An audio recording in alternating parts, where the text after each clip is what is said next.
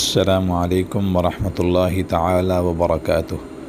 امید ہے اور اللہ تعالیٰ سے دعا ہے کہ آپ بما اہل خانہ مکمل خیر خیریت سے ہوں گے اور صحت اور تندرستی کی عظیم نعمت پر رب تعالیٰ کے خوب شکر گزار ہوں گے۔ آج دعا کا یہ اضافی سبق ہے جو ہم کل کسی وجہ سے بھیج نہیں سکے۔ اسے نہایت توجہ سے سمجھ لیں اور آخر تک اسے مکمل سن لیں۔ اس دنیا میں خاص طور پر جس ڈیجیٹل دور میں ہم زندگی گزار رہے ہیں، چیزیں اس طرح ملی جلی ہیں کہ ہر وقت یہ اندیشہ رہتا ہے کہ آدمی حق کو یعنی سچ پر مبنی نظام کو باطل کے روپ میں جھوٹ اور دھوکہ میں دیکھ لے، اور باطل یعنی دھوکہ اور فریب اس کو حق اور سچائی کے روپ میں دکھائی دینے لگے۔ آسان الفاظ میں جھوٹ سچ لگنے لگ جائے اور سچ پر یقین ہی نہ آئے۔ سوال یہ ہے، سچ اور جھوٹ میں فرق کرنے کی صلاحیت کیسے پیدا ہو؟ خیر اور شر کی پہچان میں آسانی کا معاملہ کیسے ہو؟ اور سب سے بڑھ کر حق اور باطل میں فرق کی پہچان کیسے ہو؟ حق پر یعنی سچائی کے نظام پر عمل کرنے کی توفیق کیسے ملے اور باطل کے نظام اور اس سے بچاؤ کیسے ہو؟ اس ضمن میں کرنے کے کئی کام ہوتے ہیں۔ ہم اس وقت دو اعمال کا سہارا لیں گے جس سے انشاءاللہ سچ اور جھوٹ کے اس معرکے میں خیر کی روشنی پھوٹنے لگے گی اور حالات کا دھندلا پن صاف ہونے لگے گا۔ یوں سمجھ لیں کہ جب موتیا کیٹریکٹ کا آپریشن ہو، آنکھ سے موتیاں نکال دیا جائے تو جیسے صاف دکھنے لگتا ہے، ویسے ہی اس آزمائش کے وقت میں ہمارے لیے زندگی کی ترجیحات ٹھیک ہونے لگیں گی اور فیصلے کرنا آسان ہو جائیں گے۔ تو جناب لیجئے پہلا عمل، سورۃ الکہف پارہ نمبر 15 میں غور کرنا شروع کر دیں۔ آج سے ترجمہ اور تفسیر پڑھ کر غور و فکر کیجئے، یہ سب سے بہتر اور صحیح وقت ہے غور و فکر کرنے کا۔ سورۃ الکہف کی ابتدائی 10 آیات اور آخری 10 آیات یاد کر لیں یعنی حفظ کر لیں۔ صبح اور شام ان آیات کو پڑھ کر اپنے اوپر دم کر لیں۔ جمعرات کی مغرب کے بعد سے لے کے جمعہ کی مغرب سے پہلے سورۃ الکہف کی تلاوت کبھی نہ چھوڑیں۔ 12 رکوع کی عظیم الشان سورت کی برکت سے پورے ایک ہفتے تک آپ حفاظت اور خاص رہنمائی کے ایک نظام میں آ جائیں گے۔ سچ، جھوٹ، حق اور باطل کے معرکے میں آپ فتح یاب ٹھہریں گے انشاءاللہ۔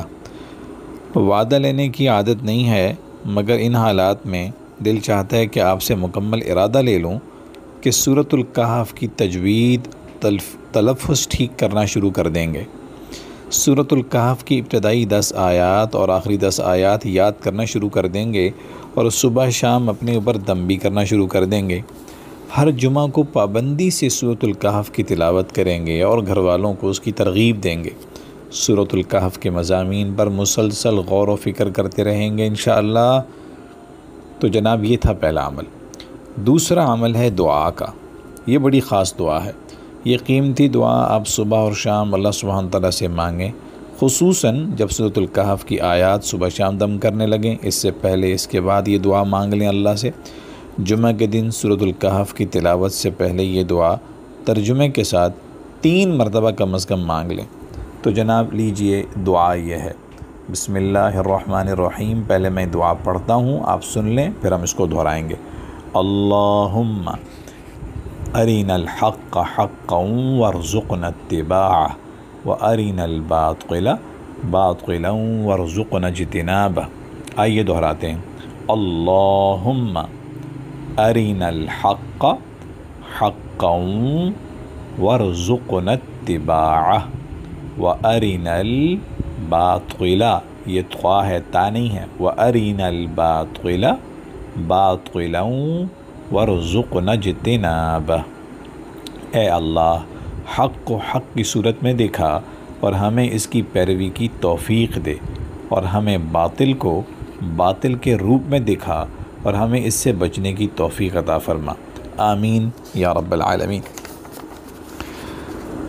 اس آڈیو پیغام کو آپ دوبارہ سن لیں، کل پھر سن لیجئے گا، سب گھر والوں کو سنا دیں اور جو کچھ کہا گیا ہے اس پر آج سے بلکہ ابھی سے عمل پیرا ہوں۔ اللہ رب العزت کی جانب سے ان حالات میں اور ان حالات کے بعد آپ صحیح فیصلے کرنے کے قابل ہو جائیں گے انشاءاللہ۔